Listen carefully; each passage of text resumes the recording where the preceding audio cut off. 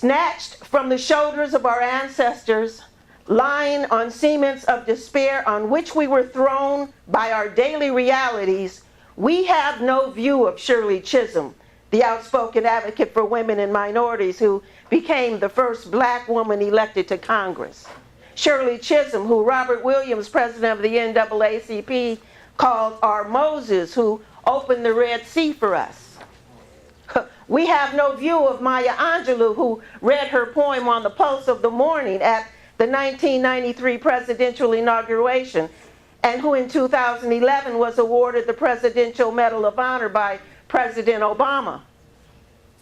Lying upon our semen of despair, we can't focus on guys like Tavis Smiley, who came up living in a trailer home with his mother, stepfather, maternal grandmother, and 9 other children, yet who grew up to become a talk show host, author, liberal political commentator, entrepreneur, advocate, and philanthropist. Pulled from the shoulders of our ancestors, we can't see Oprah Winfrey, who fought through all obstacles to become the first female billionaire in the world. We don't look up to see individuals like Venus and Serena Williams, who withstood dire health challenges to continue to reign and bring black faces to the top of the tennis world. Perhaps folks like Phyllis Hyman and Whitney Houston might have blessed us longer with their musical genius if they had learned to master moments of silence with stillness. And if they had exercised their power of positive thought. Perhaps if Etta James had paused amidst the chaos of the musical world long enough to breathe and reflect on positive images, perhaps she wouldn't have given in to the despair that set her up for the first shot of heroin. I don't know. I'm just speculating. Because I've not stood today to remind you of the sacrifices made by our ancestors or of the struggles of renowned black folks. Mark 4:39. Quiet. Be still. It's impossible to do harm when one is still and positive.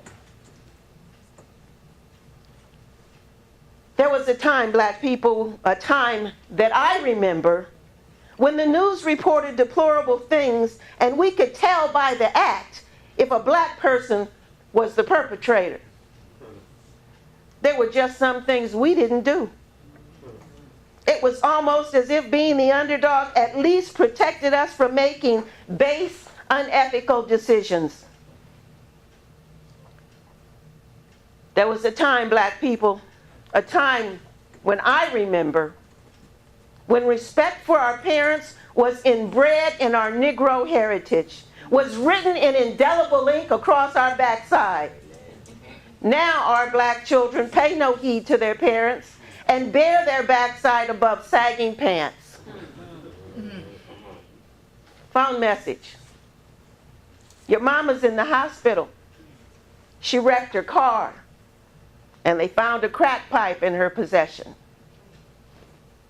Today, when we answer the phone, catch up on Facebook, Twitter, or tune into 5 o'clock news, we learn that, in fact, it is not just them who have perpetrated horrible crimes against us, but our very own nephews and nieces, sons and daughters, mothers and fathers who are responsible for the brutal rape and murder of a sibling, a parent, a dedicated teacher. It is us, too, who are making headlines as victims of suicide. Instead of studying and imitating the strategies behind the success of affluence and the elite, we have emulated, mastered, and graduated summa cum laude in lack of self-control, disrespect, and are proudly working toward our doctorates in dark digital alleys of dysfunction.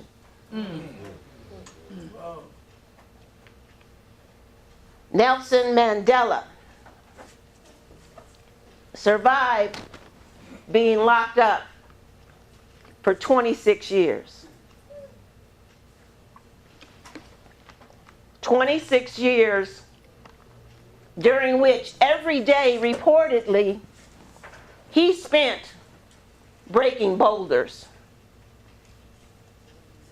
How do you think he maintained an attitude that enabled him to become the first democratic president of South Africa? Certainly, he wasn't on Facebook. I would suspect that he, like Harriet Tubman and Shirley Chisholm, used silent moments to refuel and positively redirect his energies. Oprah Winfrey, Maya Angelou, Tavis Smiley, Venus and Serena Williams cannot themselves be slaves to social media. They must utilize moderation and set aside quiet time to refuel. I'm not suggesting that we throw away our electronic devices and retreat to the dark ages. I'm not denying the validity in the news flashes and phone messages or of our need to be aware of those facts.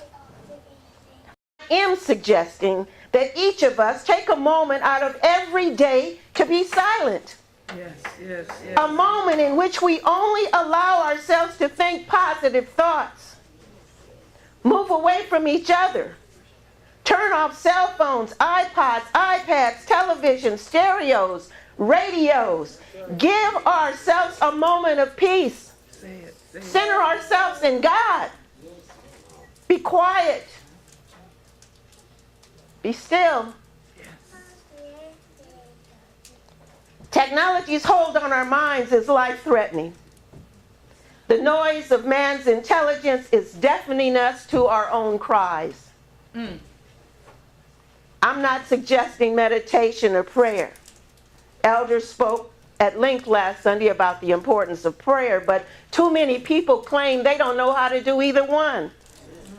But everyone knows how to be quiet and still. I'm not asking for God's sake, but for your own sanity, for the world's sake. Every day, give yourself a moment of silence, a moment of stillness. Focus on the positive. Newsflash. Florida's Stand Your Ground laws acquitted George Zimmerman of manslaughter charges.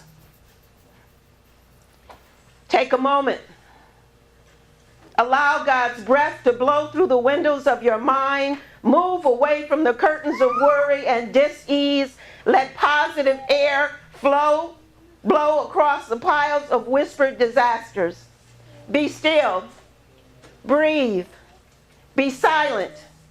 Just for a moment each day. Do it once a day. Do it twice a day if it feels good.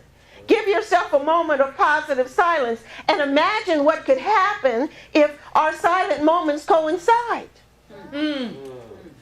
What if my moment of silence overlapped into your moment of silence, and your moment of silence overlapped into his moment of silence, and his moment of silence overlapped into your moment of silence? Imagine that across the United States. Imagine. Newsflash. Between 3:30 and 4 p.m. on this day, there were no reports of violence perpetrated by black people on black people. Baby steps. Say it. Let's prepare for next year's celebration. Speeches aren't helping us. Reflection isn't helping us. And prayer can't help us if we have to rush through it to log on to Facebook to tell our Facebook friends that we just spoke with God.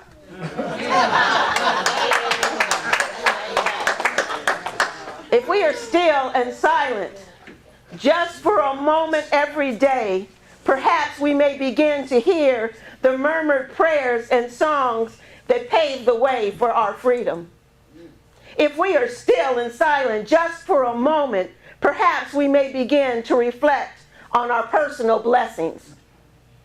If we are still and silent just for a moment, perhaps we may begin to feel our own potential and need for personal change. If we are still and silent just for a moment, perhaps we may begin to understand the relief in letting go and letting God. If we are still and silent just for a moment, perhaps we may begin to understand the damage that we do with our noise, our movement, our song lyrics, our inability to just be. If we are still and silent just for a moment, perhaps we may begin to know that yesterday doesn't have the power to determine our today.